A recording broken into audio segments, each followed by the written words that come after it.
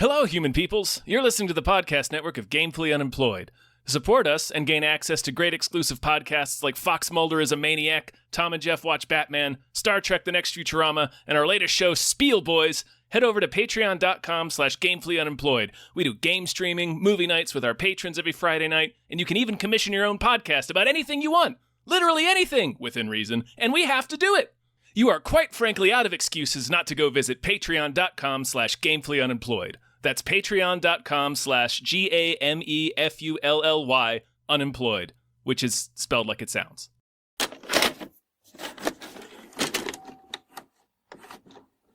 Simply having a wonderful Christmas time.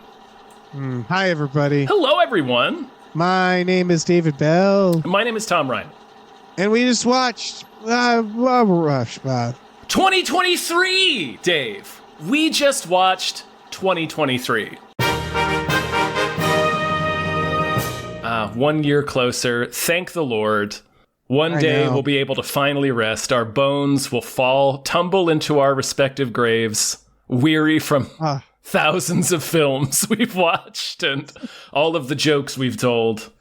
Oh my God. Yeah. Can you even try to, like, every now and then I'll go back and look at our We Just Watched episodes and I'll be like, I don't know what that is. Like, there'll be a title, and I'll be like, I don't remember that at all. I think one day we should do a We Just Watched where we just go through the old episodes and try if we can remember what the plots are. That's a really fun idea. We should definitely do that. Yeah, we should. We're not doing that this time. Not doing that this time, though. Not this year. No, this year we're doing best movies of 2023, or rather, our favorite movies of 2023, because best is a subjective term. It sure is, Dave. Right? Yeah. So we have a few things to talk about. One is that when we wrapped up the year, I saw tweets of people like, "Why didn't you cover X?" Not the movie X. Is that a movie? It doesn't matter. It is. It's also a band. It's a lot of things. It's a social media network. Yeah. No. People just. It's also, like the surname of Static X founder Wayne X. No, Wayne Static is his name. Never mind. It's also Mulder's source after Deep Throat. Mm-hmm. That's true. X can be a lot of things. It has nothing to do with this podcast. Yeah. Anyway. No, keep going. No, I got it. It's fine. we're all set. Right. We're all set. Point being that we're not gods. Not yet. We can't cover every goddamn movie that comes out. We were tired. Yeah, we're tired little boys. It's hard being the arbiters of taste. Yeah, and don't get me wrong. There's some stuff that I'm like, I don't care. Oh, go ahead. Just that there are some, I don't think we covered the Marvels. I don't think we covered most superhero stuff this year. No, or most with Disney the exception stuff. of a few. Yeah, because you know what? They've been, blowing out farts in our face. Yeah, we gave him two. We gave him Ant-Man and we gave him Indiana Jones, and it was like, you know what? Exactly. We're all set. We're all set. No after more that, from you. Yeah. I think we did cover Guardians 3, but we did, but that was before. That's true. That came in between Ant-Man and right. What's Its Nuts, the second thing I said. But yeah, much like the rest of the world, we sort of put Disney on the back burner. Yeah. But those aren't the ones that I regret Jones. That movie covered. Sucked so hard I forgot about it. Like 2 sentences within 2 sentences of mentioning it. Oh yeah. So yeah. That movie is so we wanted to, I guess, scoop up some of the ones we haven't talked about yet. Yeah, some movies that we wanted to not just give you guys our list of what our favorite movies that we saw this year were, but also talk about movies that both Dave and I saw that we wanted to talk about and didn't get a chance to, and also highlight some movies that we haven't seen yet and wanted to, just like, missed those. Yeah. Maybe we'll do and like just what our okay. Oh, and just what our favorite movies were. Yeah, were you going to say maybe we should start with the ones we both saw and haven't covered? I think that's a good idea. I think that's a good idea. I was going to suggest maybe in January, if people even still give a shit about the Oscars, maybe we could do like an Oscars thing where we do another roundup of all the movies that we talk about today that we missed but wanted to see. Absolutely, yeah. I'm down with that. Yeah, the Oscars don't matter, but it's a fun way to talk about movies. Right, it's a fun excuse to kind of do a roundup of the stuff you missed. Kind of like how top 10 lists also feel useless, but they're fun. They're a fun format. It sort of like forces me to like. I don't know how hard this was for you, Dave, but I had to seriously sit down with the list of we just watched that we did this year open, plus a list of all the movies that came out this year, plus like my various watch lists on each stream, just to remember what I'd seen this year. Because we 100%. Watched so much. We really did. We watch at least a movie a week, if not several. It's usually 2 or 3. Honestly. Right. And then there's ones that aren't from this year that I'm like, oh, I like that movie. And then I remember like, oh, that movie came out years ago. Right. I just watched it. 2/3 of those movies we watch each week are the older ones. Usually we do the classic we just watched. So we're watching 2 old movies and 1 new movie a week on average. So. Yeah. And for people who don't know, the way you have to, I mean, maybe your brain operates differently, but the way my brain works is I take notes, I watch the movie, and I retain it until we do the podcast. And then it drains out of me. It has to, yeah. And you kick it out of your brain. It has to. Like it's like waking up the next morning. It's like, all right, I got to go to work, so be gone when I come out of the bathroom.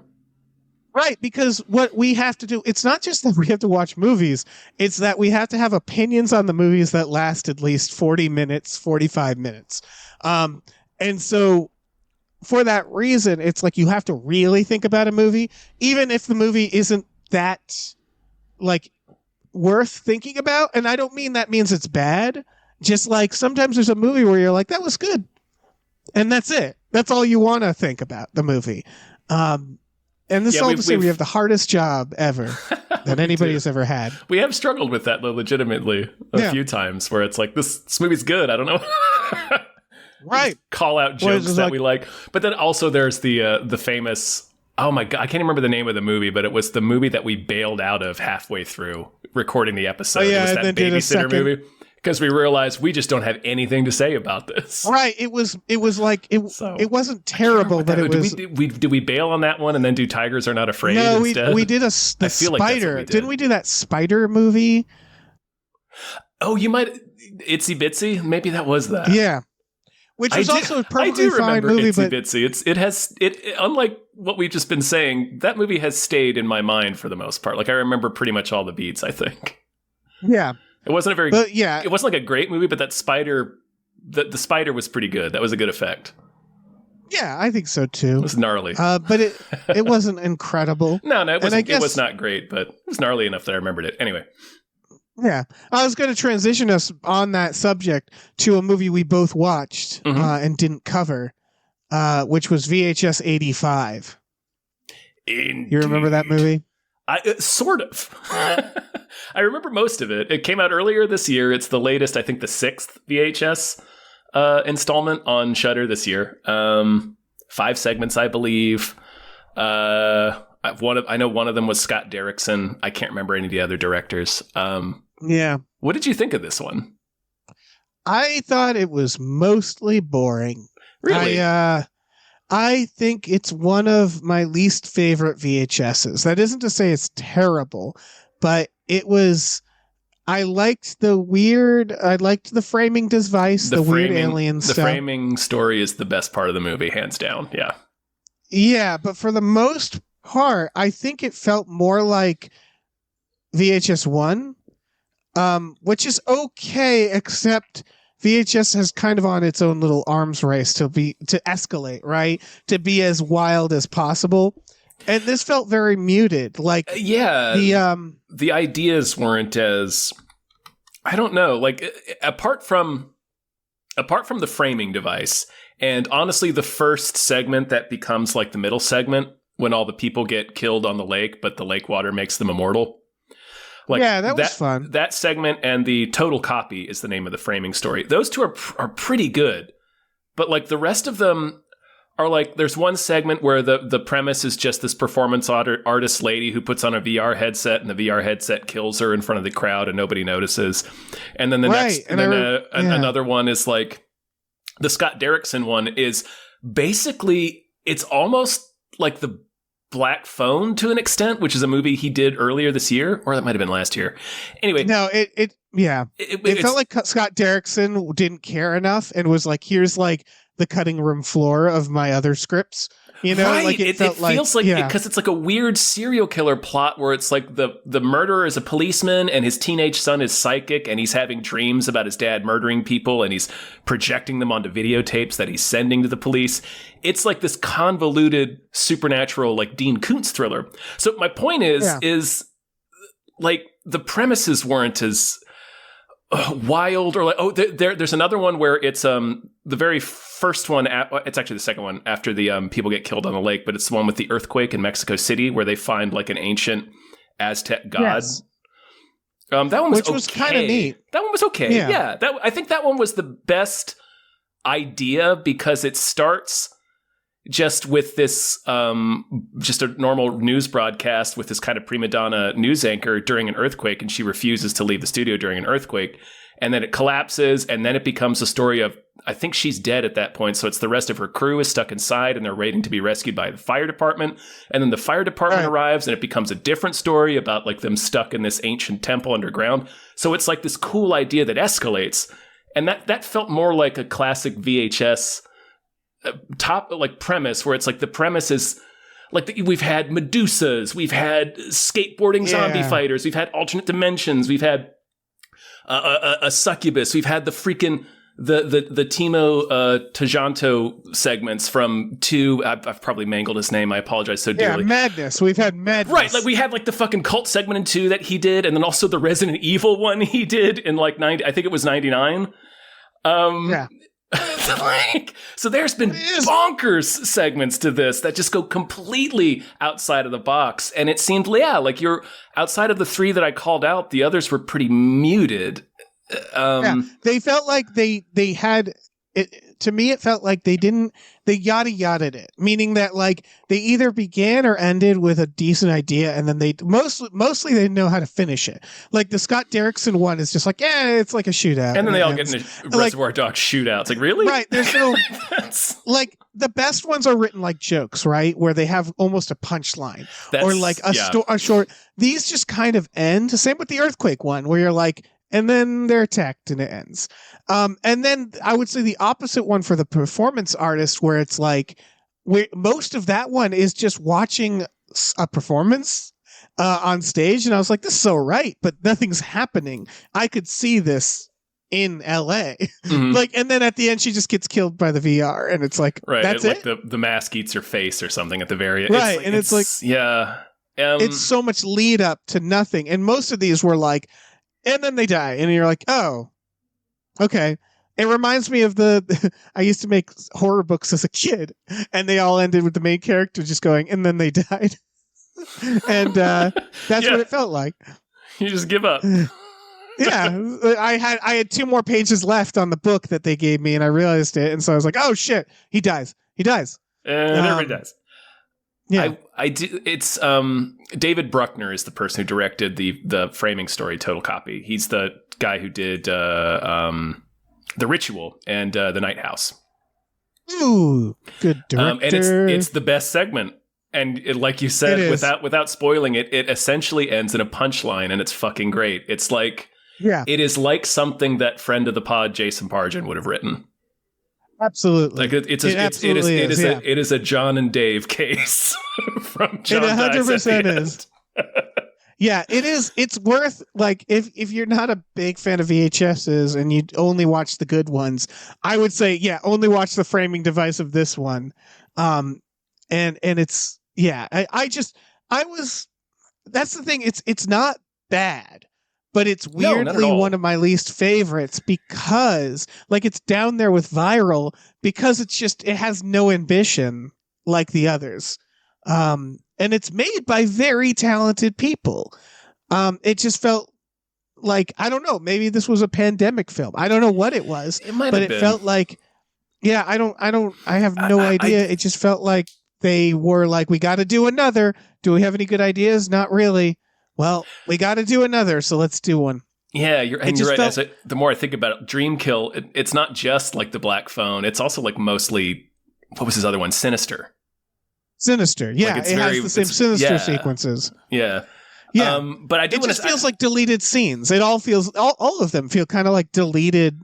A little bit. Yeah. I do think Total Copy and No Wake / Ambrosia were pretty ambitious. Because No Wake Ambrosia is broken up into two different segments, so you don't even realize they're connecting at first. So that was pretty cool. And then obviously we've been crowing about Total Copy, the framing story. So those two were the most ambitious, I think, and also God of Death had that weird bonkers escalation, although kind of a disappointing ending. Yeah, I do want to credit No Wake has that sniper sequence is really well done. It's pretty good. Like, yeah. Again, it's not. It's the stories. It's not the filmmaking. No, not at all. It just didn't feel like any of them went to enough places, but they're very well made. Yeah, and so there are memorable moments for sure. Yeah, it's worth it for Total Copy alone. Yeah, for sure. On that subject, do we want to talk about Missing? Yeah, let's do it. Yeah, Missing is the sequel to Searching. It's not a direct sequel, but if you remember Searching, that was a movie that takes place entirely on someone's computer monitor, and it was like a true crime. Yeah, it was it was from a few years ago about John Cho and his daughter goes missing, and he's trying to find her, and it's told entirely within browser screens and windows, like Unfriended and movies of the sort. And this, I think, Missing takes place came and went. It did, yeah, because it came out in the very beginning of the year. I think it takes place in the same universe because I think they mention the John Cho movie at one point, but otherwise it doesn't have anything to do with it. It's just another movie about a missing person that's also unfolds on browser screens. I really liked this one, Dave. Me too. I really liked it, and also I'm glad we didn't cover it because I like it for all the same reasons I like Searching, meaning that I would feel like I'd just be repeating myself. Right. Like I want them to make 10 of these, 20 of these. This should be a TV series because it is a very well-crafted mystery, and it's done on the computer screen. And Go on. You had something to say. I was just going to say it's interesting how well the format works for a mystery like this when you're following just basically one detective character. But the thing I was going to say is, the one specific thing I do want to point out in this movie that would be different from what we said about Searching is that this movie finds a very interesting and clever and elegant way to switch the perspective when you're not expecting it. That's true. And it's like a chilling moment when it happens, when the perspective when switches. you realize you're watching the screen of the bad guy. Yeah, somebody else. Yeah. Like, oh. And it does it. What's funny is that the whole time you are still watching the same screen. Mm-hmm. What you realize is that they're cloned or they're spying on someone else's screen the whole time. Yeah, we realize that what we've actually been seeing is not the character's screen, but somebody else, watching it. That's the thing that's so amazing about these. And maybe I'm wrong by saying they should make 20 of these because maybe there's a limited amount of things you can do. We've already seen, but it's amazing how creative they've been with a very limited idea. It's kind of like you're waiting for them to break the format for that reason. Right, just to go, like we mentioned VHS Viral earlier, just to go full on magician segment where it's not even found footage anymore. But you know what they could start doing? They could play with stuff like VR goggles. They could do like, someone having augmented, but then that starts cheating. Yeah, that starts cheating a little because then that's just a found footage movie, like a POV. But this still managed to. The computer screen is still technically found footage. It's just the camera's stationary. But the things they did were really clever and surprising in this movie. Yeah, they managed to have a really well composed several shots that was amazing. There's a shot where a character is being dragged away from their computer, and they're trying to get help. So what they do is you can on the screen, you can see their front facing camera. So you can see them in a corner of the screen. And then there's like a button for the like calling the cop. I forget what exactly it was. There's a button to like that they want to press to call for help. So in the shot, you see her being dragged away while grabbing the computer, and then you see the cursor drag across the screen trying to get to the button that she's trying to get to, and then she's dragged away. So it's tension, and again, it's all from the POV of a screen. So it was like, that's what's incredible about these films, is that like I always think I know the limitations, and then they do something where I'm like, holy shit, that was an amazing idea. The turn I never would have thought to do that. Yeah, the turn in this movie really surprised me. Yeah, and the techniques are so, they're sitting there and they're thinking like, how do we use every part of this visual like premise? And they really they keep coming up with new fucking ways to do it. And it's so funny to watch something like this and then watch something like whatever Neil Blomkamp's version was called. What was it called? Demon? I don't fucking remember. His VR. And it's where it's just like this lauded filmmaker does kind of a poopy version that was ambitious but ultimately didn't really work. Whereas these filmmakers who are not household names, I apologize, I don't know who the director of this film was or the filmmakers behind it, but they're not like looked at as like these dynamos, but they're doing these really impressive, clever things with the format. So it's funny to watch like, oh, here's what like the big the guy who was like the darling of technology for a brief moment, not that long, like Neil Blomkamp kind of fizzled out really quickly, but like it's just interesting to see what ideas happen when more people get to sit at the table, I guess is what I'm trying to get to.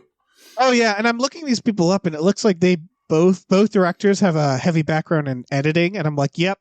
That makes so much sense. These are I mean, every movie is, but like that's this one more so. The thing is, they know what they're doing, and they're very good at this specific thing. It reminds me of like Blair Witch Project. Those directors went on to make Book of Shadows, which was famously bad. And it's like, and then they went back and made some found footage stuff. And it's like, okay, so that's the thing you know how to do.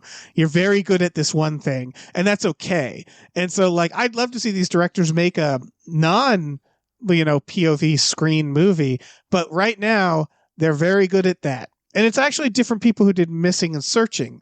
It turns out I'm looking up Searching, and I believe it's a different director. Cool. Yeah, it is.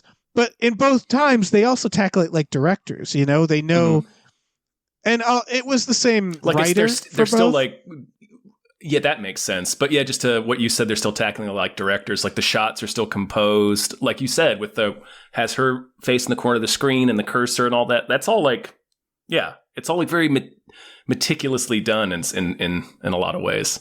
Yeah, it's really impressive to see this done. It's really fun. Yeah, watch it. Big fan. Yeah. All right. We should talk about Dark Harvest. This is a slasher movie that's based on a book about this weird small town where every year they have a ritual where all like the young men, I guess, or the basketball team or something, and all the young men in town, basically all the teens at the high school, have to hunt down this evil pumpkinhead dude named Jack and beat him to death before he reaches the church. It's like it's their lottery, you see. Beat Jack to death with bats, and we get a good harvest this year. And it's a a lot of people are telling me to go see this movie, and I'm glad I finally watched it. It's very clear at the beginning that like this, I don't want to spoil it that much, but we'll put time codes to tell people, when each. It's so we don't have to feel that bad. But, it's very Twilight Zone from the beginning. Like you can tell something's wrong. That's what I was going to say. What I liked about this movie is I didn't know there was going to be a twist, and I wouldn't even call it a twist. But once you think you know what this is going to be, and then the premise, you realize quickly they play that premise out very fast, and then you're like, oh, this isn't about that at all, is it? where it's like they do the thing like I thought this was going to be a slasher where it's like, oh, the Pumpkinhead guy is the villain, and then it becomes very obvious very quickly that no, Pumpkinhead guy isn't the villain. The town is the villain. Yeah, there is something wrong here. It almost felt like purgatory. Like I was half expecting a reveal to be like there is nothing outside of this town. Like it had that feeling, but they never do that. They show it to you in an abstract. Like in the beginning, we see that the main character's brother wins because he beats Sawtooth Jack to death. Right. And they give him like a Cadillac and they send him on his way into the world. And he drives off into the night on this endless highway and there's nothing. So like it does. And that's kind of the end of the first sequence. So that's kind of what I meant when I said earlier that it's like Twilight Zone from the very beginning. You get the sense that this place is maybe out of time. Or doesn't exist with the rest of reality. Right. That's why I didn't want to call it a twist, because I feel like the filmmakers very smartly was like, right, because we're not hiding anything. They are, because like the exact nature of it is, but you are primed to be suspicious of the town and this ritual from jump, and less so of Sawtooth Jack. Yeah. And so something's up, but yeah, you don't quite know what's up, and then spoilers. The reveal is that Sawtooth Jack is the winner of the previous year. They are turned into this creature, and it's just part of a dark harvest. You think Sawtooth Jack is the sacrifice, and he is, but like the twist is what the boys are actually competing for is the chance to be the sacrifice. Yes, and it's actually sacrificing your young. Like it's clear that the actual sacrifice is we need one of your children to be sacrificed. It's a very standard a Wicker Man type evil harvest situation. We need a young person, so we get a good harvest this year. Exactly. It's very classic horror story stuff, but it's told in a new way, which was really interesting. Yes, it had a lot of fun vibes, a little bit of Misfits vibes. They have the skull mask. Isn't the Misfits even in the soundtrack? I believe so. Yeah. Yeah. They're real like 50s. They're kind of like punkers, like grease punks. Yeah. Yeah. Yes.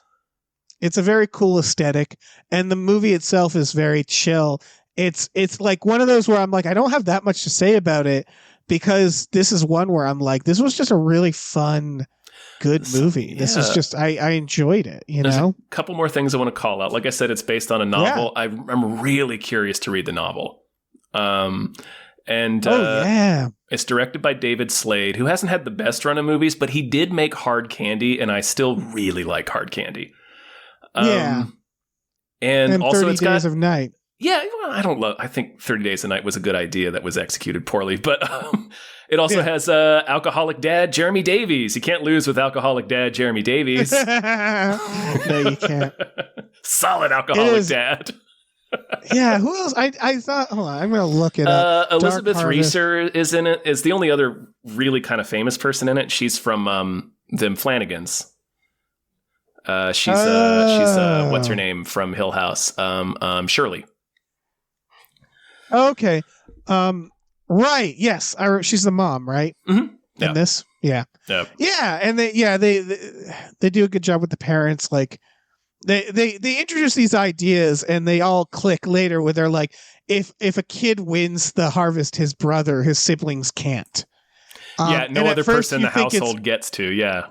Right. And at first you think it's because it's not fair to everybody else, because the winner, they get this car, they get to leave town, but their family gets a nice house and better off. So it's like, oh yeah, you don't want to like double that up. And then you learn, no, it's not that. It's unfair to the families. Yeah, you can't because take they two can't of their lose children. Both kids. Yeah.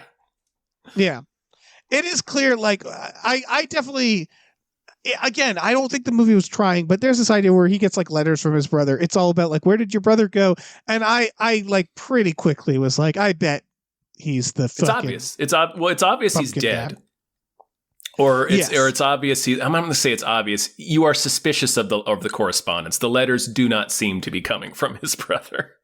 Yeah, the thing about this film was like I didn't need it to try to surprise me, and it didn't feel like it needed to. It was just generally like really well made and like fun. Like when the fucking surprises were Sawtooth Jack organic, like murders that bunker of kids and shit like that. I love that. I love when pouring out. Sawtooth Jack is kind of like, it seems kind of whimsical because he's this big pumpkin head dude and they have to chase him to beat him like a piñata basically until his head explodes with candy. Like it literally explodes with candy. And I think his body is full of candy too. But they tear the candy out of him when they kill him. They really do. So like, however, they starve them. Like Sawtooth Jack is not like some he's not some bitch. Like he fucking rips people apart. He rips them apart. It's an interesting dynamic. It's like a slasher, but it's also the Purge. Yeah. They have a purge energy where they starve their kids for 3 days. So when they go out, that's right. I forgot about that. Jack. They all get locked in their bedrooms for 3 days, and they starve them. So when they let them out, they're all just insane.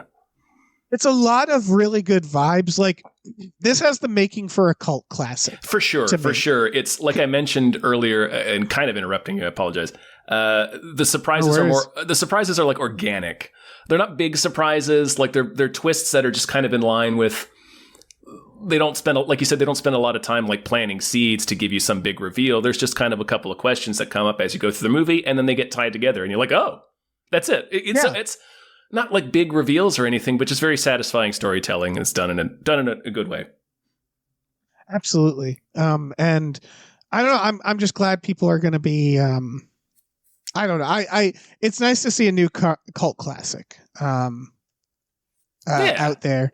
Do we want to talk about, speaking of horror, When Evil Lurks? Yeah, let's do it. This is the director of Terrified. It sure is. His new movie.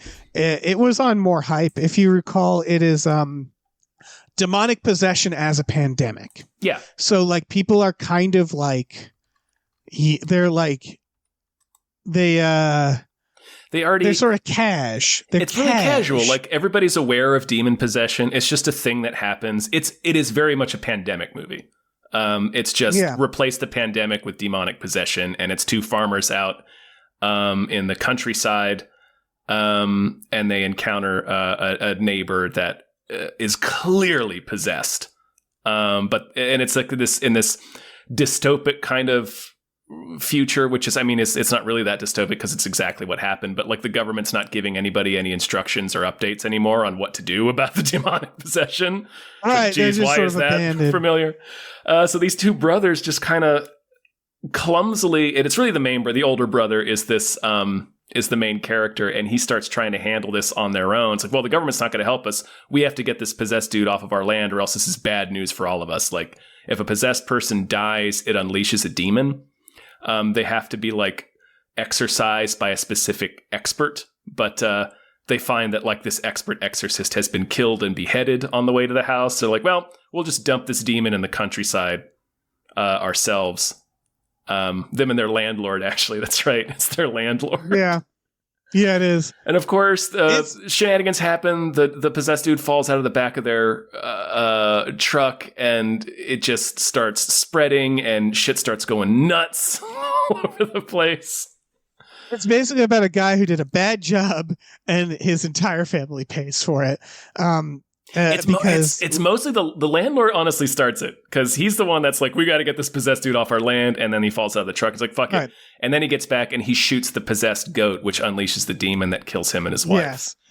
I mean, the government started it, but yes, they did. Yeah. It's that idea that this guy has no resources, and it slowly trickles down. And it's a very, I'm going to say, mean movie. Oh, this is one of the meanest. I mean, Terrified is mean. This director makes mean films. Yeah. Here's what I'll say. I like Terrified way better. This is very well made, but it was almost too mean to the point of being kind of pointless to me. It just keeps it's a different type of horror. It's a psychological horror where like early on the dog kills one of their kids because it's possessed. And it's lightly adorable just because it's a dog actor. And whenever there's a dog actor, it has its little doggy face. So when it grabs the kid, it looks like it's got a little treat. It's just wailing on a dummy, like its tail's wagging. Exactly.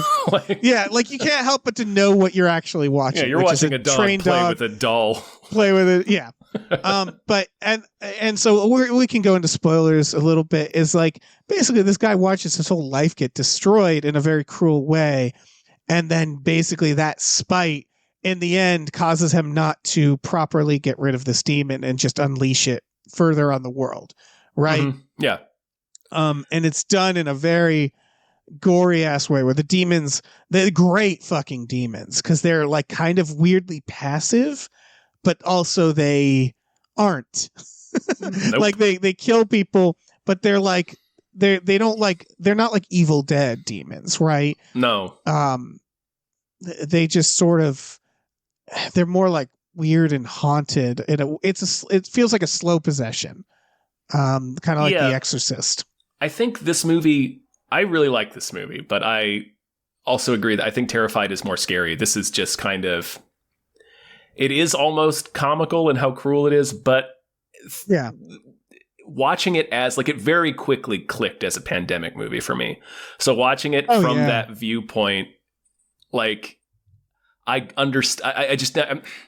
It's basically, it's all about this main character, the older of the two brothers, ruining his own life, basically like the dude who flees the military facility in the beginning of The Stand and spreads Captain Trips. Like we saw people behave exactly like this. 100%. Yeah. So he's just a dude doing every selfish thing people do during a pandemic. And of course, it all blows up in his face. Yeah. And it also has the additional, just one real quick. I also like that has a slow reveal that this guy doesn't have his shit together. Like there's a point, like you slowly get information about him. Like, okay, we know he's divorced, but we can see that he's like this hardworking dude. He works this big farm with his brother and their mom. Like they take care of their older mom. He seems responsible.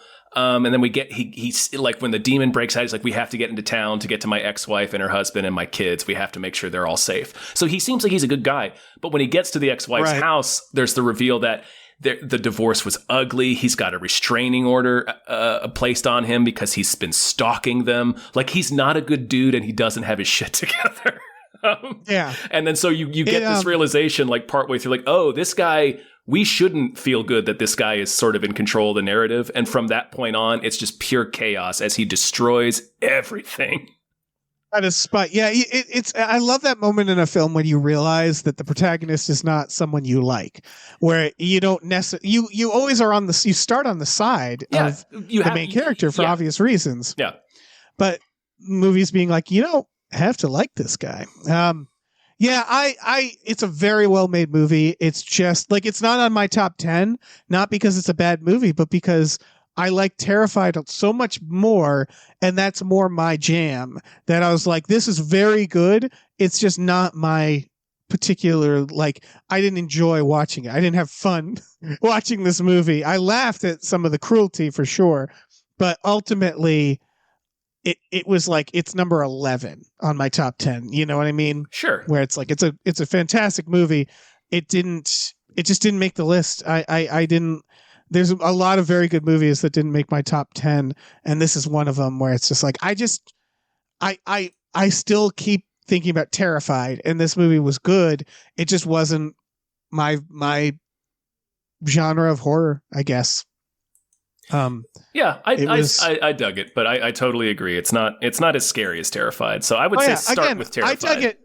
Yeah, I dug it too. It's just like, it was just a little too cruel, I guess, to make my top 10. I don't know. No, I get it. It does sort of feel like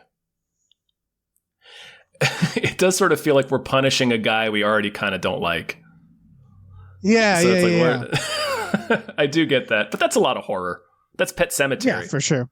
Like it's very similar to Pet Sematary. Honestly, it's a dude who starts out okay and then just completely tips.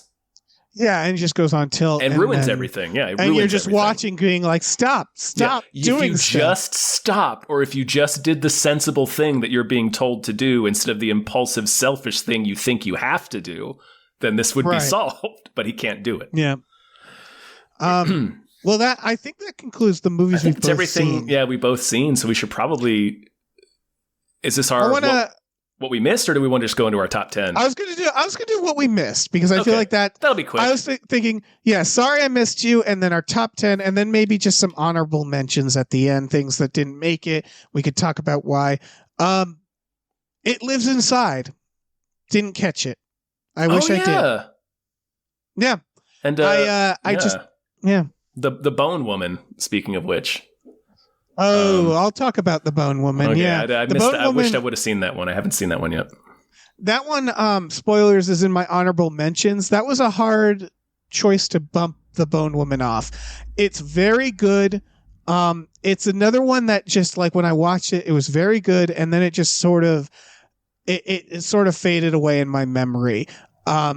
I do recommend people seeing it. Sarah the Bone Woman. For the sake of this conversation, I won't spoil anything. That's all to say, it's very well done.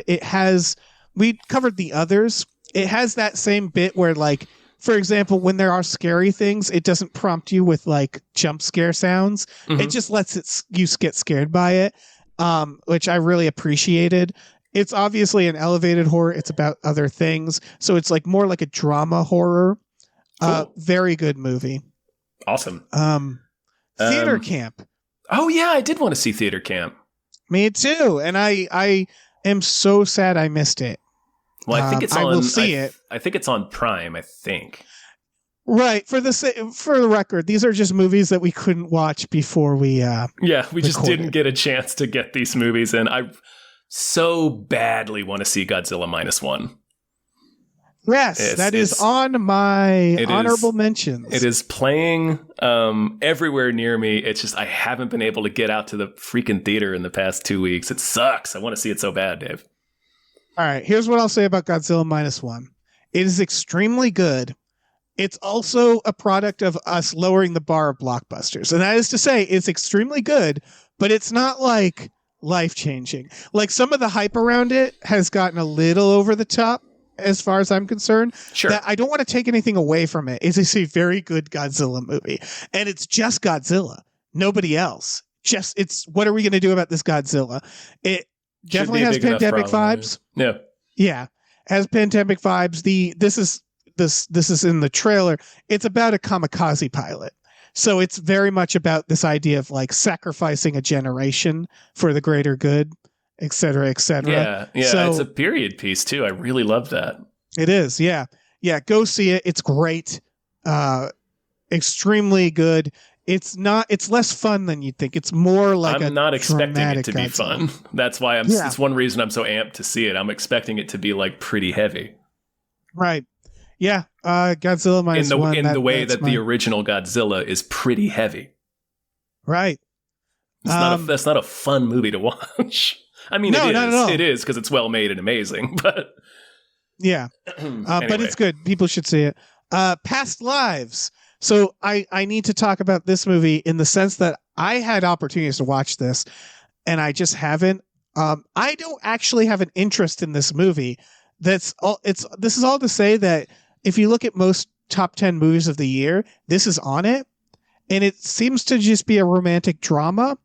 And I'm like, why? Why is this on everybody's list? I have to find out. Well, didn't we cover it on Hypecast? I don't think on Hype. No, okay. Because it's about childhood friends who reconnect, and they have like a little like will they won't they? That's what the trailer is. It's a Korean film, isn't it? I think so, yeah. And it's on everybody's list, and I'll see it eventually. Yeah, for sure. I definitely want to see it. But you're right; it's not super high on my list. I don't want to see it that much. Yeah. Yeah. Well, I mean, it's just because it seems like a relatively simple, straightforward drama, and there's other more high concept things on my list that I wanted to get to, such as Anatomy of a Fall, which I haven't seen yet, and I desperately want to. I will talk about that later. Okay, really want to see that. All movie. I can say is you should see that movie. Yeah. I'll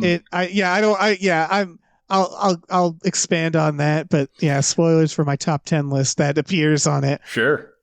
I've got a couple more. Oh yeah, me too. Cool. Let's hear another one, man. Sympathy for the Devil. Oh yes, I know. Sympathy for the Nicolas Cage movie. Yeah, I don't think that's going to be a good movie, but I want to see. Even if I saw the reason I haven't seen it is because I knew it wasn't going to make my top 10 list, but I really want to see it because it looks fucking stupid and fun. Yeah, Nicolas Cage clearly is the devil. Yeah, there's the Nicolas Cage movie that I want to see is the Dream one. I'm looking up the title. Yeah, I want to Dream Scenario. Dream Scenario. I want to see that too. Although I have heard it's not that good. Like the premise is everybody's having a dream about the same man who is Nicolas Cage. This balding, bearded Nicolas Cage, which is a great premise, but I've read reviews that say it kind of doesn't really stick the landing with its premise, but I'm still really into seeing it. It's one of those films that even though it's not the same premise, I'm like, we already have a Being John Malkovich. And what I mean by that is like, we already have a quirky, weird film from like back in the day. Like this feels like it should have been made in like 2001, if that makes sense. That I'm sure it's still fun, but yeah, it's a good premise, but it feels like you're saying where it's like, you better stick the landing. Otherwise that's all you have is a premise. I still want to see it. Yeah, same. I also want to see The Boy and the Heron. Oh yeah, I've not fucking seen that. I want to try to catch that in theaters because it's his last film. So should probably see that in theaters. Allegedly, yeah. I feel like he keeps saying he's done, and then keep Miyazaki, and then he keeps making more movies. Isn't he dead? No, I don't think so. Oh, I thought he died, and so I was like, all right, he's as old as time, but oh, okay. All right, good to know. Good to know. I don't think he's dead. I've got to. No, he might be. No, he's not dead. He's 82. Okay, it's just he's old, and everybody was like, "It's his last film," so I just put two and two together. But it turns out that was improper of me. Yeah, he had said The Wind Rises back in 2013 was going to be his last film, but now he's come back 10 years later to do The Boy and the Heron. So I actually haven't seen a Miyazaki film in theaters since Princess Mononoke, so I could stand to see The Boy and the Heron I haven't in theaters. seen. I don't think I've seen any of his films in theaters. It's the only one I saw was Princess Mononoke. Yeah. Do you have more? I have three more. I do. I want to see Saltburn. Haven't seen that yet. That was my next one. I want to see Saltburn. I feel bad that I missed it. I have a feeling it's a real bummer, just from the vibes I'm getting off of people talking about it. I've heard that that's not. I've heard that that's not the case. I've heard that like intense things happen, but that it's not necessarily a bummer. But I don't know how accurate that is. This is just the opinions of people that I work with and respect. So, right.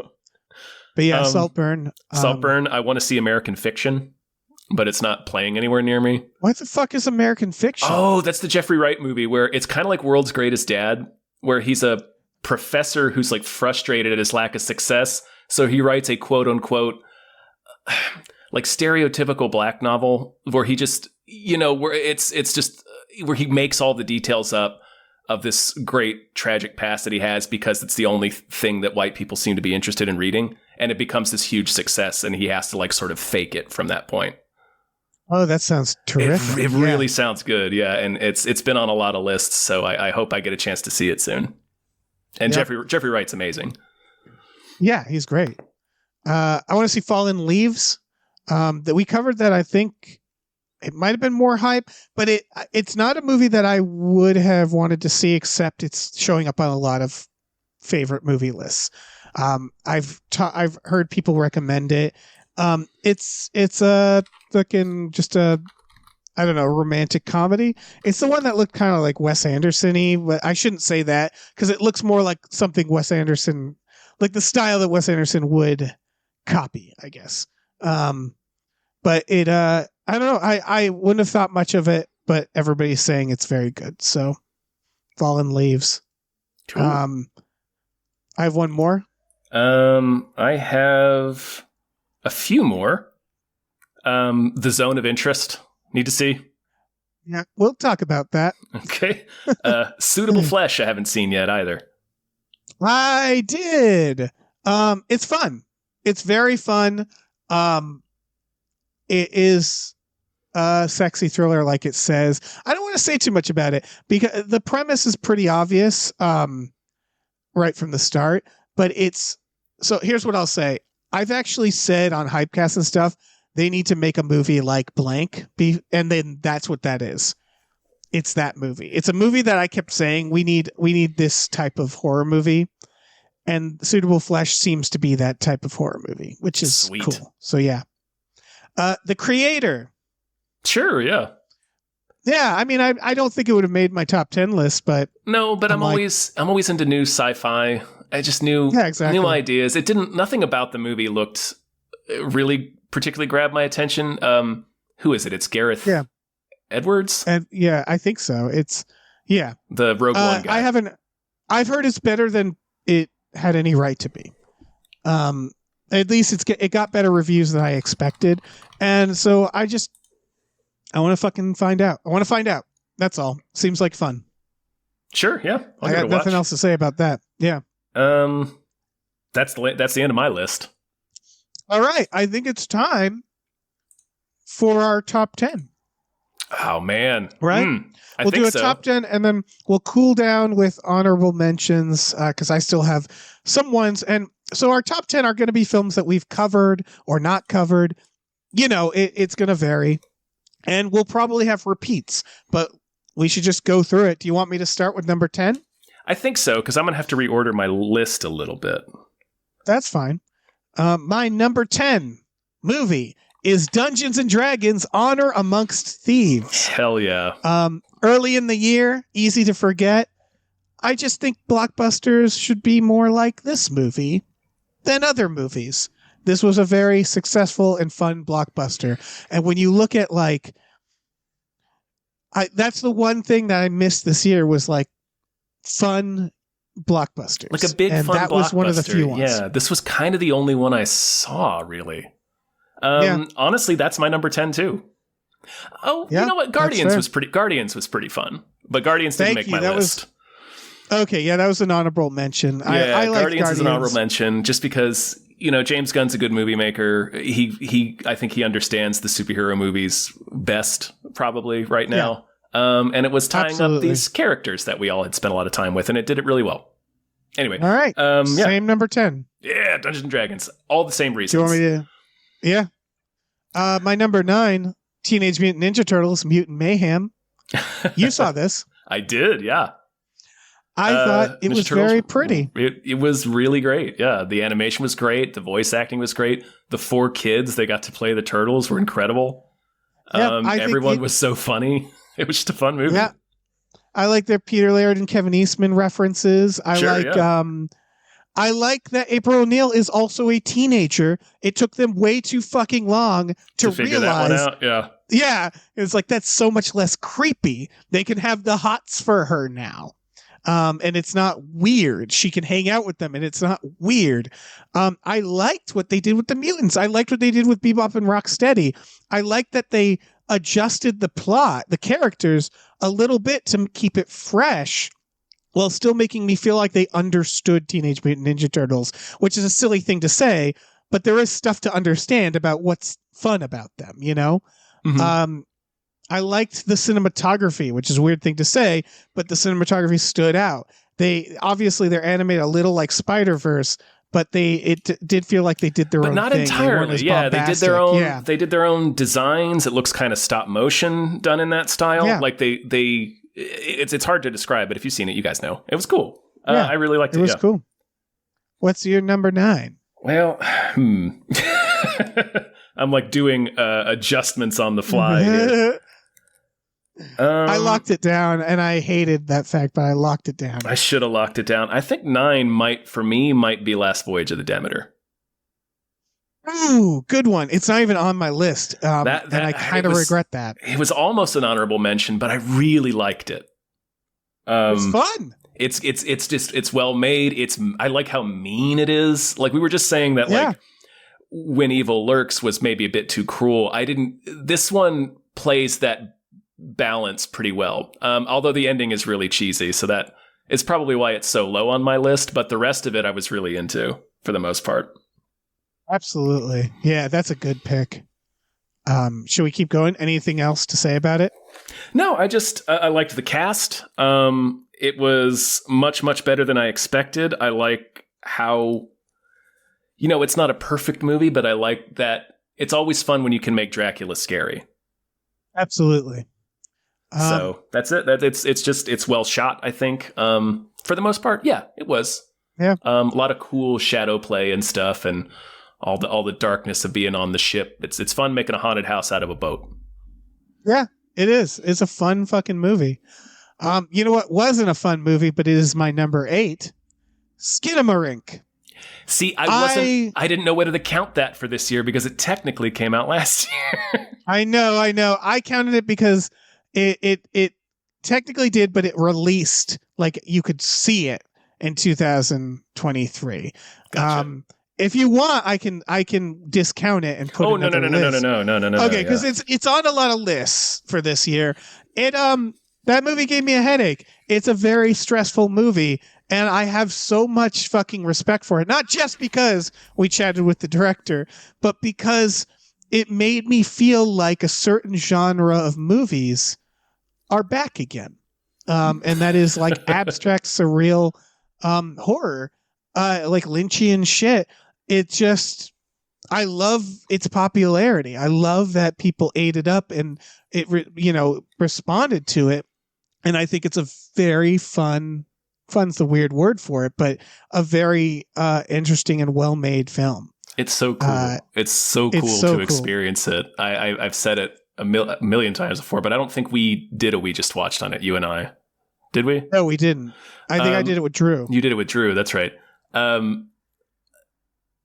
love that it's like 50% an art piece too. So it's more, I mean, all movies are trying to create an emotion in you. This one is throwing out vibes. So it really just is so, watching this movie recreates the experience for me so well of being up too late when I was a little kid, like being awake in the middle of the night and you knew you weren't supposed to be. So there was like this vague hint of you're going to be in trouble for being, you shouldn't be up this late. It's forbidden to be in the house when it's this late. You know what I mean? It captured all of those feelings that you feel, but can't necessarily articulate when you're a little kid and you're in a dark house. It's an amazing movie. Beautiful vibes. And I want to point out another movie that's not on my list that is a real dark horse. I don't even know if you've heard of it, Tom. It just got released on streaming. It would have been a movie that deserved more hype. And it just, I was like looking at horror films and it just came out of nowhere. So I checked it out. It's called Enys Men, ENYS Men. ENYS Men, Enys Men. It is I bring it up because if you like Skinamarink, if you're listening, you really like Skinamarink, you should probably watch this film. It is what Skinamarink is to demons. This is for haunting. It's about a woman on an island off the Cornish coast she's studying a flower, and every day is kind of the same for her. And we go through her day as this loop, and it gets weirder and weirder and more haunted. Didn't we watch? It's like The Shining. Didn't we cover the trailer for this? I don't think so, but maybe we did a long time ago. We covered a similar movie where there's somebody on an island doing research, and like as they are there, people keep walking up to them, and it gets progressively weirder. There is another movie about like this where it's a guy on a radio tower island or something. That's the one I'm thinking of. Okay. Yeah. This one, to give you a reference, it's got like an 80% on Rotten Tomatoes and like a 20% from audiences. Sweet. Because it's very Skinamarink, where it's more of an abstract experimental film. And that's why I'm pairing it with Skinamarink, which is like, if you like Skinamarink, you would like this. If you didn't like Skinamarink, you won't like this. But it is a very fun movie. But that's not on my list. We're on to your number 8, right? Yeah, I think my number 8 is probably Teenage Mutant Ninja Turtles: Mutant Mayhem. Nice. Yeah, it's great. It was really fun. It's so much fun. It was really, really fun. Yeah, solid Turtles movie. Yeah. I guess I'll do my number 7. This is surprisingly higher on the list. Oppenheimer. Oh, Oppenheimer. I've watched it twice now, and the second time around, I realized that Christopher Nolan did a very specific technique that was very cool. I really like it when he works, because like, so do you remember in Interstellar, there's that famous scene where they're on the planet of waves? Mm-hmm. And Planet Wave, Wave Planet. The trivia of that scene is that if you hear the soundtrack, there's a ticking, and the ticking represents a day passing on Earth.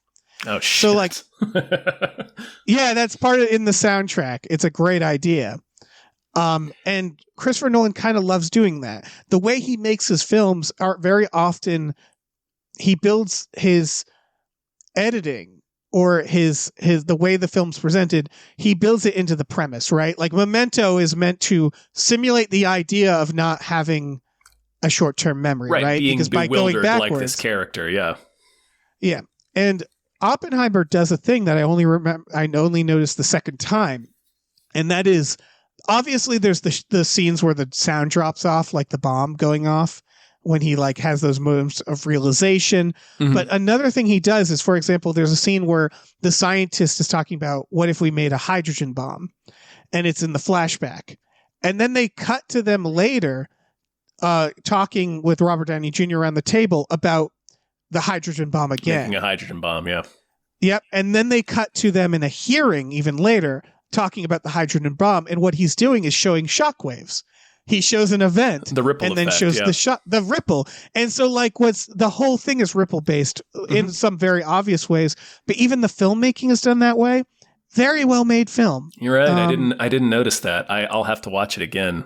Yeah. And so I hadn't thought about Oppenheimer much, and then I watched it again. I was like, this is a very well-made movie. It very really, well made. It stuck with me. Like I think Oppenheimer is among Nolan's best films. Definitely, if not his best, maybe. It's such a good character piece, which is amazing from Nolan, because the criticism he always gets is that he doesn't understand people.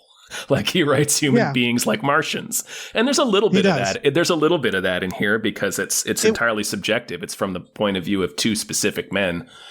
But I think it works in his favor though, because Oppenheimer himself is kind of that person. He's myopic. And he's a dude that is so focused, he's so focused on details, everything else falls away. I can see why Nolan was drawn to this story, but it's a movie that is, it doesn't rely on spectacle like a lot of his movies do. It really doesn't. And it's amazing how internal this movie is. You barely see the bomb explode. Yeah.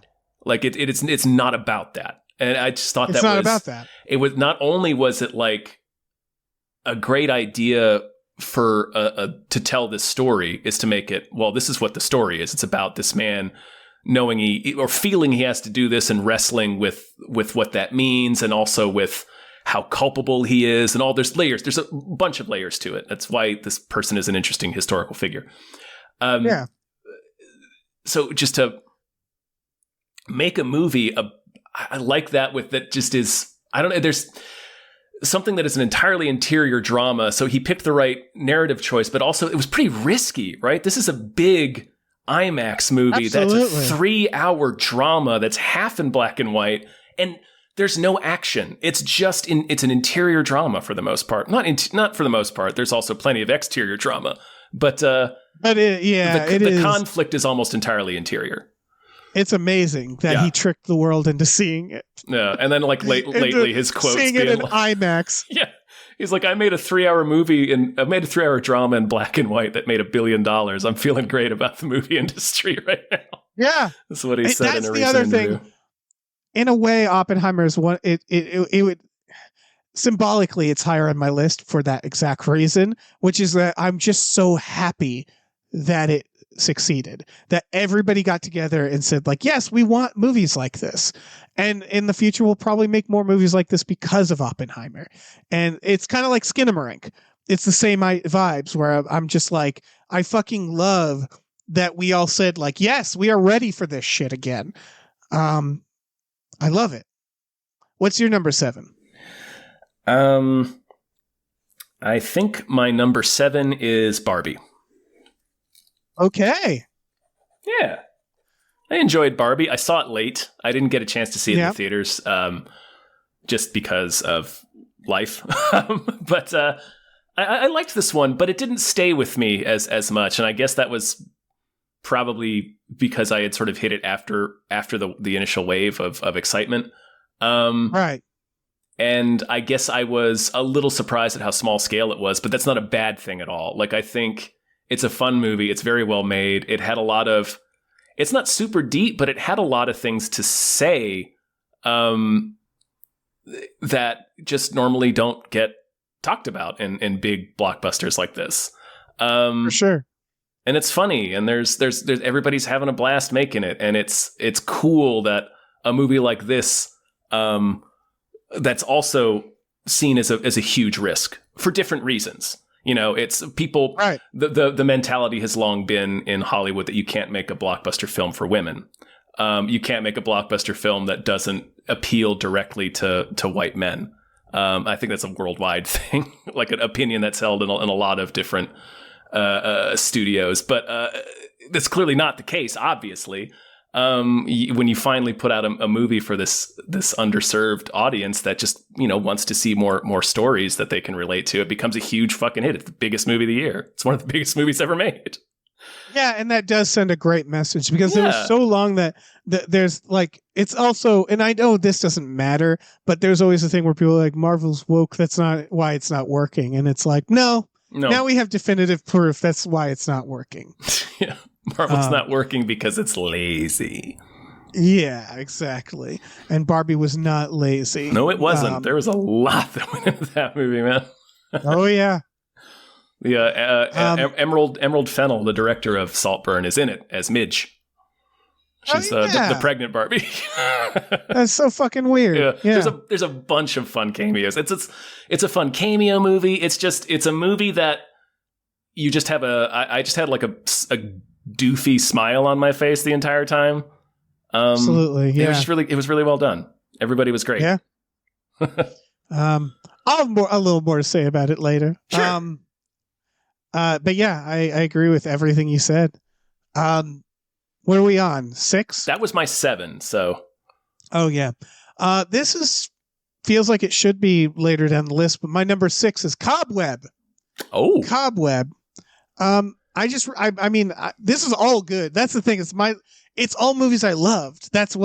So it's like being number 6. It's like, that's still in the top, like 0.001 percentile or whatever. You know what I mean? Like, this is all, I really like Cobweb. I love that director. I know a lot of people didn't like Cobweb. Cobweb is weirdly divisive. It got mostly bad reviews. Really? Yeah, I've seen video essays on like, this is why Cobweb is bad. Yeah, it doesn't have good, and I don't know what it is. I wonder if their brains short circuited. And I wonder if it's just that there's a lot of movies like this already, but Cobweb to me is like an extremely well crafted, spooky horror movie. It is, I think, looking at this list, depending on your definition of horror, it's, I think, my favorite horror movie of the year. It's legit. I don't know what to say about it, except that it is a very well crafted film in every way and really well shot. And I love this director, and I can't wait to see his next film. There's nothing spectacular about it, which is probably why it's only number 6. Like, it's uncomplicated. You know what I mean? It's not saying anything profound. No, it's just a horror movie. It was just a very solid horror movie. It's just to spook 'em up. Yeah. Sometimes that's all you my need. number 6. All right. My number 6 is Oppenheimer. Oppenheimer. So yeah. Barbieheimer was kind of 6 and 7 on my list. Yeah, that's fair. You know, all the reasons we've already said about Oppenheimer. All right. Good. All movies, right. Dave. Drama. All right, sorry. I'll keep chugging along then. My number 5. This was so tough. Killers of the Flower Moon is my number 5. Okay. It's an exceptional film. I assume it's on your list too? It is. So why don't we just leave it at that? We'll talk about it more when it comes up on your list, but like, you know, I love this movie. It was fantastic. The more I thought about it, the better it got. And the way Scorsese handled the fact that Scorsese was telling the story, that the idea of this Native American story kind of stolen by white people, to the point it worked. It worked that it was from the point of view of a white dude because it's sort of about that idea. Like, that's part of it. Yeah, it's about the white supremacist conspiracy that, and the replacing them. And the movie is facing that by doing certain narrative tricks that are kind of designed to rub you the wrong way. One being that it's from the perspective of this white guy. And you're like, why the fuck am I watching it from this white guy's perspective? And then, by the ending, you're like, oh, I get it. Yeah. That's part of this. That's the story he could tell.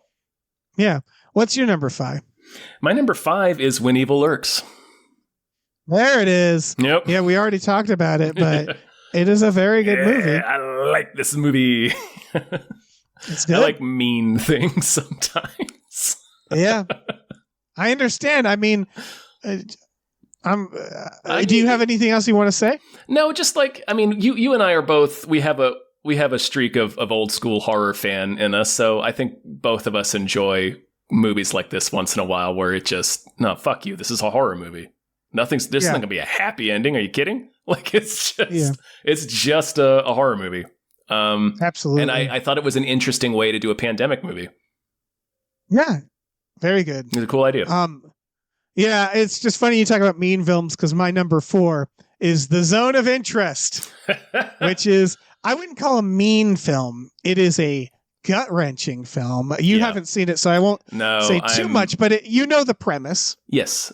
Restate it for the folks at home, maybe, if they don't remember. Yeah. It is about a commandant at Auschwitz, and it's his house right next to the camp. And it's mostly... So I looked into this because I got this vibe watching it, and then I looked it up. The director, who's the director of Under the Skin and Sexy Beast, he put cameras and microphones. He just planted them in the house. Oh, that's cool. So it's like voyeuristic. Yeah. Yes. And the camera never really moves much for that reason. So it's them kind of going about their lives in this house. They're having parties.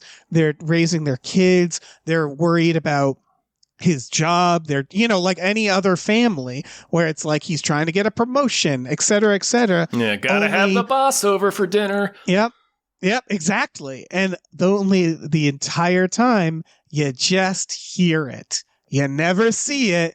You just hear it, and it is gut-wrenching. Man. You hear the screams, you hear the gunshots. At night, you see the smokestacks, and they're talking about it all in such an abstract way the whole time, like any other job. And it is about like the title. Yeah, it's about how people can ignore this. It's mostly focused on his wife. There's parts where like she's trying on new clothes, and I'm like, where'd you get that clothes? Exactly. Where'd you get that coat? It's incredible. It's a part of an aspect of the Holocaust that gets talked about a lot, and discussed in texts and, in academic settings and whatnot. But like it doesn't make it into movies as much. No. Because that's the whole point. It's like, well, how did this happen? Well, it's because, the zone of interest. It's because people can allow it to happen by just completely shutting it out. Yes, because that's or rationalizing it or justifying it in some way. That's a big, Yeah, the key thing is it's not that they don't know.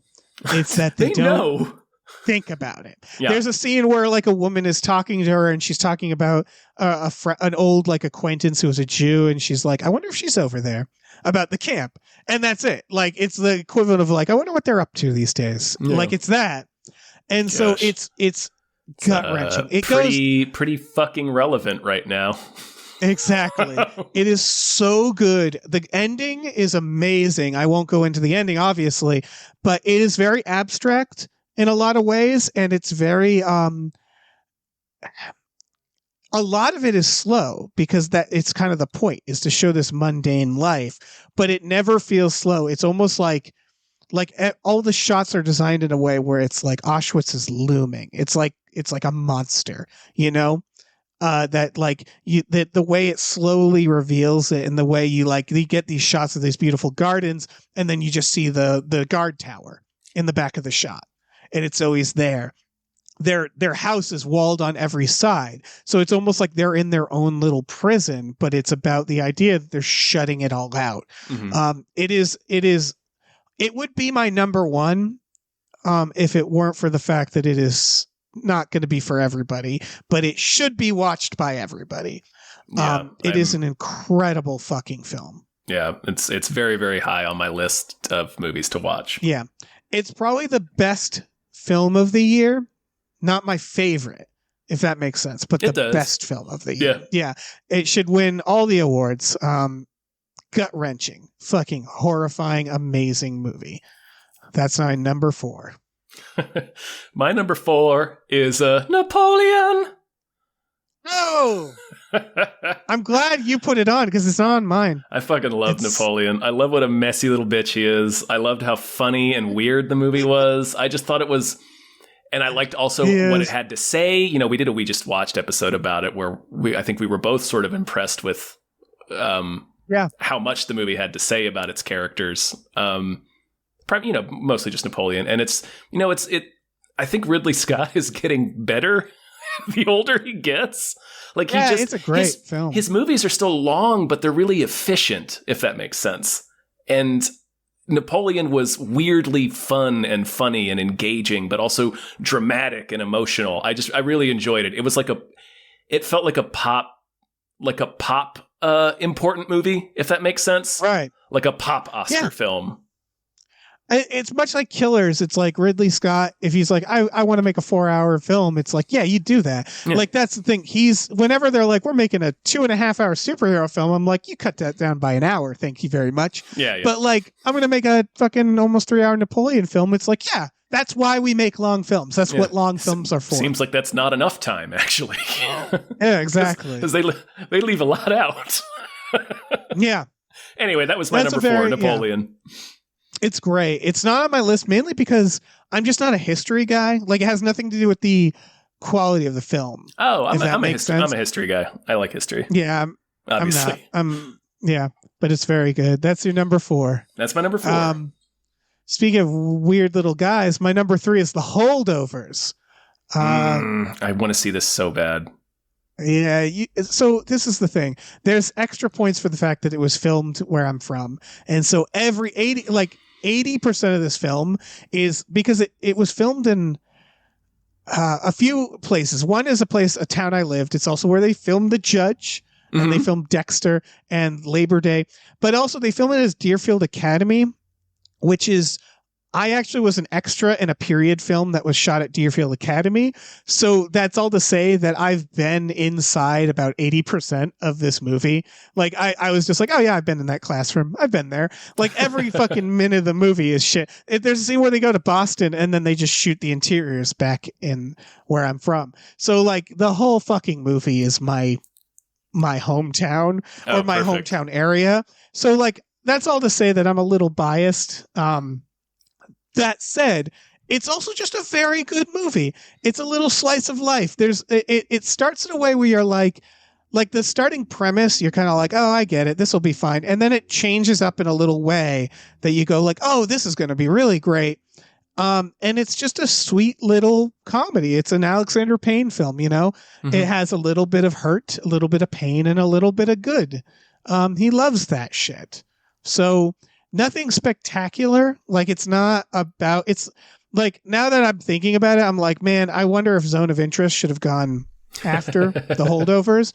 But I'm going by my favorites. Sure. You know? That's the list. That's the list, Dave. Exactly. And The Holdovers made me feel all warm and fuzzy, and it was nice and quaint. And that's all I'll say about it. What's your number 3? Cobweb. Cobweb rules. It's such a good movie. Yeah, it rules. It's so well acted.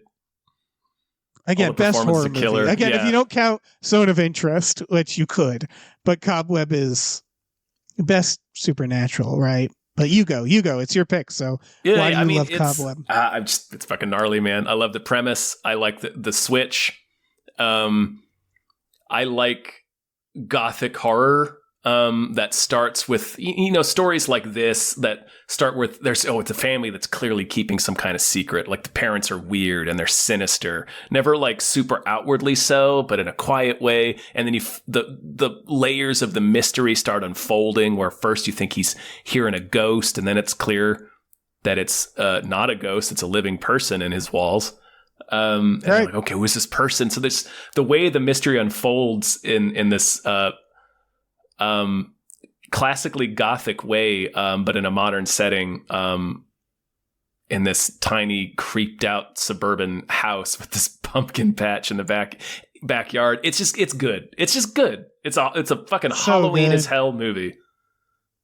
So it good. Is. It's and the ultimate reveal of what the actual thread is very, very satisfying and very fun. Yeah. Best horror movie of the year. Probably. Even though a lot of people out there are probably like, really? Like, I'm glad we both liked it so we don't have to fucking fight over it. But like, it doesn't have that amazing reviews. It's weird. Weird. I know. It really reminded me of like this year's Barbarian. Yeah. That's exactly what it reminded me of. Yeah. It was so much fun. Yeah. What's your number 2, Dave? Number 2. Number 2. My number 2 is Anatomy of a Fall. Fuck. I got to see this. You got to see it. Well, all right. Here's what I'll say. Again, going by favorites. This is a dad film at heart. For people who don't know the premise, this is, I believe, a French film, but a lot of it's in English. And the main character is the wife in the zone of interest. So this actress is fucking killing it this year. Sweet. Yeah, good for her. Yeah, it's about a husband and a wife and their kid is partially blind, and he goes, or he's fully blind. I don't know. He has a seeing eye dog and he feels around, but it seemed like it doesn't matter. The kid goes out for a walk while, the husband is working in the attic and the wife is, downstairs, and the husband and wife are clearly having like marital issues. When the kid comes home, his dad is dead. His dad has fallen from the attic, and the most of the film is a courtroom drama about did she push him or not. There's no witnesses. Fuck yeah, Dave! I can't wait to watch this. I know it is courtroom drama. Yep, it is kind of like that Staircase. That's what I was thinking of. True crime thing. Yeah. Yeah, it's because there's no evidence. Basically, really quickly, they establish the forensics could go either way. So it's mostly just they're putting their marriage on trial. And it's a lot from the point of view of the boy who has to hear all this and has to determine, like, what does he think, you know? Mm-hmm. And so it is a courtroom drama that's very intense, plus a drama, just straight up drama. I mentioned on a podcast, it has, without spoiling anything, it has one of the best dog performances I've ever seen, if not the best dog performance in a movie. Solid dog. It really comes down to one scene that the dog, it was such a good performance that I thought they had faked it. It's just a really, like, it's mostly people talking in a courtroom, and I was at the edge of my seat. It's like 2.5 hours long. It flew by. So this is all to say, like, it's probably not going to be a lot of people's favorite, but for me, who loves this shit, I was just edge of my seat, courtroom drama. Yeah, I'm going to drink this up so like the Fugitive, man. Yeah. Splish splash in this pond. Right, and it's not a traditional courtroom drama in that it's less, it's the verdict isn't like the final thing, like a lot of courtroom dramas, but it goes into it's just very good. It's very good in general. It's not, I mean, I'll have to watch it again to note how deep it is. It's very well made, extremely good film, but I mainly liked it kind of just as a superficial thriller.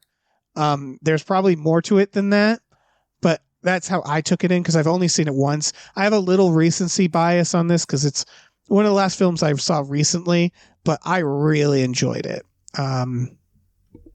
Anatomy of a Fall. Cool. It's on Prime right now. I'm going to rent the shit out of it. Is it? Did it come on Prime? Oh, it is. Yeah, it's on. It's on awesome. As we record it, actually. Like today, that and Saltburn are now streamable. Yeah. So, check it out. My number 2 is Skinamarink. Skinamarink. I love that it's your number 2. It was very nearly my number 1. Yeah, that's great. Nothing has stuck with me this year the way that Skinamarink did. I think about this movie all the time. It stuck with me too. It's never left. It's such a memorable movie and piece of art and experience. Like it's great. I really enjoy it. All right. I guess I'll say my number one. People should probably have figured this out from process of elimination. My number one remains Barbie. Really? It's hard to describe. Yeah, it's hard to describe because I think you put it at like 7, which is understandable. I really like it when very talented people do a very good job. Yeah. And this movie actually made me cry. And not because of the movie, because when I saw the first like 10 minutes and realized they fully realized this world, the sets are gorgeous. They're doing song and dance. The performances were gorgeous. Set is unreal. Like the cinematography. It's crazy they built all that. Yeah. Yeah. I just looked at it and said like, oh my God, they did such a good job and they're doing it. They're enjoying it. Oh, sorry. Go ahead. Oh no, just on a meta level, it was just like, I can't believe they made this so well. And it was beautifully made. I know it's not like, again, it's Zone of Interest is probably the best made film. You know, it's not the most artistic film in the world. It has like, you know, corporate tie-in shit.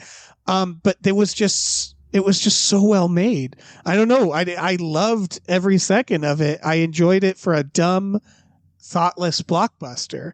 And I enjoyed it had a deeper message aimed at like teenage girls, you know, which isn't really a message for me for obvious reasons, but it was just so well crafted and so fun and so much joy that I had to give it my number one because I'm like, that's ultimately what I think movies are.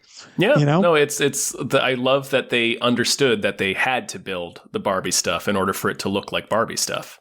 Like if you just CG'd all like her house and her car and stuff, it wouldn't look plastic. It wouldn't look like a Barbie toy.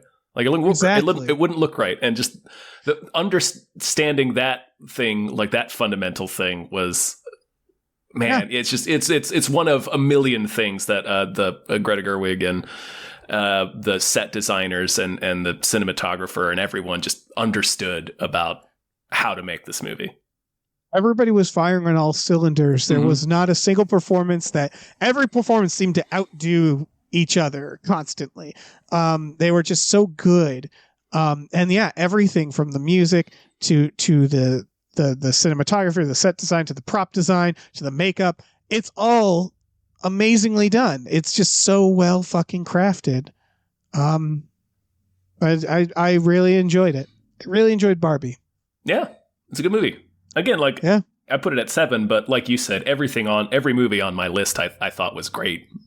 Yeah, and it's all subjective, you know? Yeah, like I'm second guessing every fucking thing on this list. I hate where I put everything now. So, but that's the point. That's the point of a top 10 list. Yeah. My number one is Killers of the Flower Moon. Great film. Yeah, it's an incredible film. That's, I'm a big Scorsese fan, so I get excited when a new one comes out. I don't love all of his movies. I haven't even really seen. I think I haven't even seen.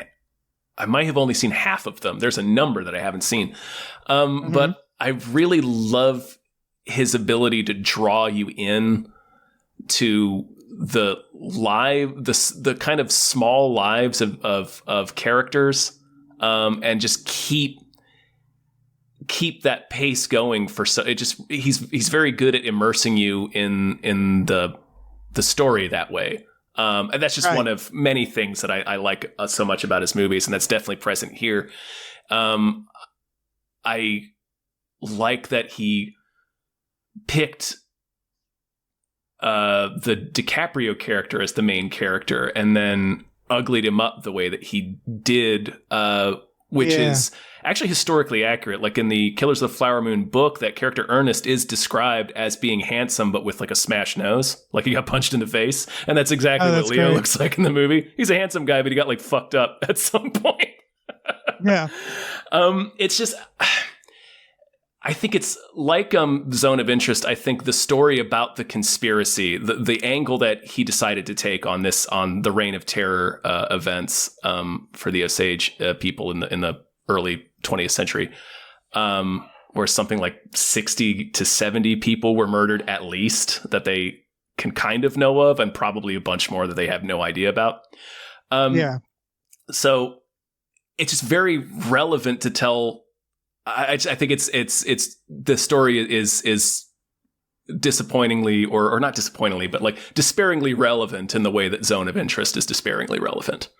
Yes, for sure. Like it's this, we're still seeing, like, you know, in the wake of big erasure of stuff like book bans and like getting rid of any kind of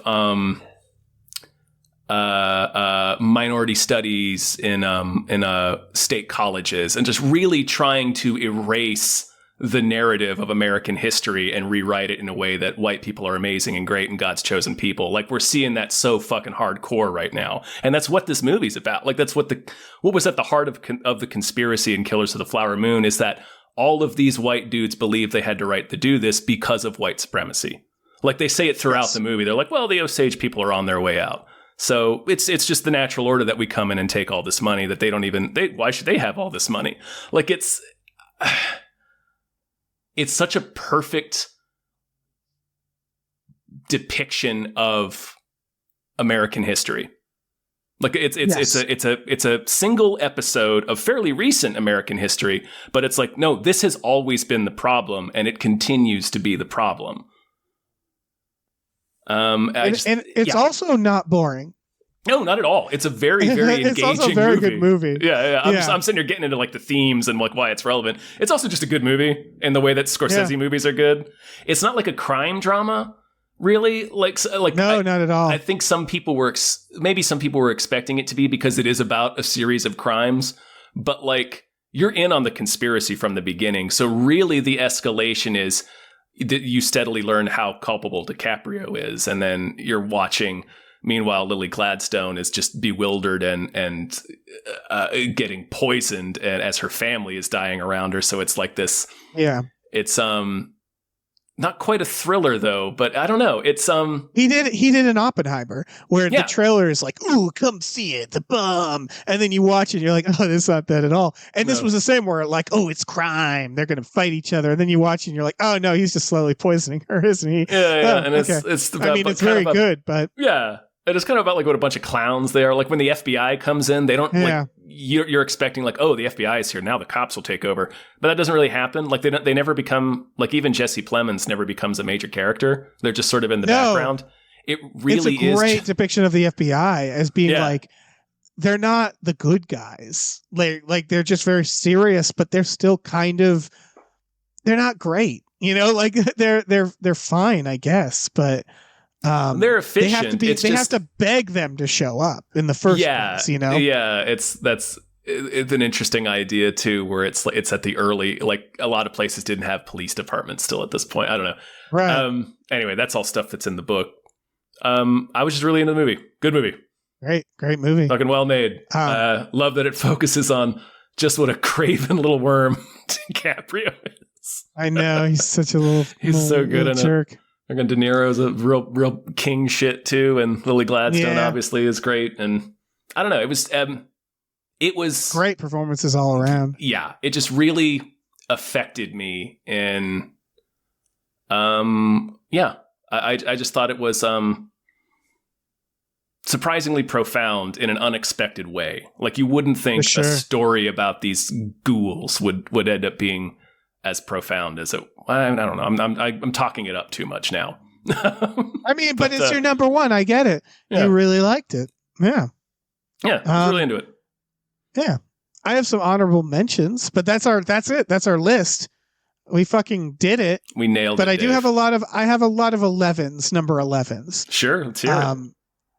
And I figured doing this second so we don't spoil the list. Shout out to Infinity Pool. I still need to see that. That was this year. You didn't see Infinity Pool? I haven't seen Infinity Pool. Yeah, the Brandon Cronenberg one. I haven't seen it yet. Yeah, it's a lot of fun bullshit. But Possessor, I liked Possessor better. But it's very rocks. Like it's like that Cronenberg level where you're just like, this is so silly. Was Crimes of the Future this year? Because if it was, then I guess shout out to that. We mentioned Godzilla -1. This kept almost making my list. A Haunting in Venice. Just very fucking solid. Solid. Very solid. That's a solid honorable mention for sure, yeah. Yeah, they cloned Tyrone. That's on Netflix. I still need to watch it. I still need to watch it. A lot of fun. The Killer. The Killer. You saw The Killer. I did like The Killer. The Killer was pretty funny. I did enjoy The Killer. Brooklyn 45 from the maker of We Are Still Here. That's on streaming. I need to see that one. Really, you were telling me about really that. unique. Yeah, really unique and neat. Across the Spider-Verse. Had they finished the movie, I might have put it on the list. Man, but it was very. I was very really disappointed by that, actually. Yeah. We mentioned Guardians 3. Evil Dead Rise. Evil Dead Rise. Yeah, that was pretty good. Very fun. Yeah. Talk to Me. Also very fun. Pretty awesome. Like that movie. Yep. Mentioned The Bone Woman. You mentioned Suitable Flesh. And then these are not honorable mentions, but I just have to note that I saw Pet Sematary Bloodlines. You don't have to see that. Nobody has to see that.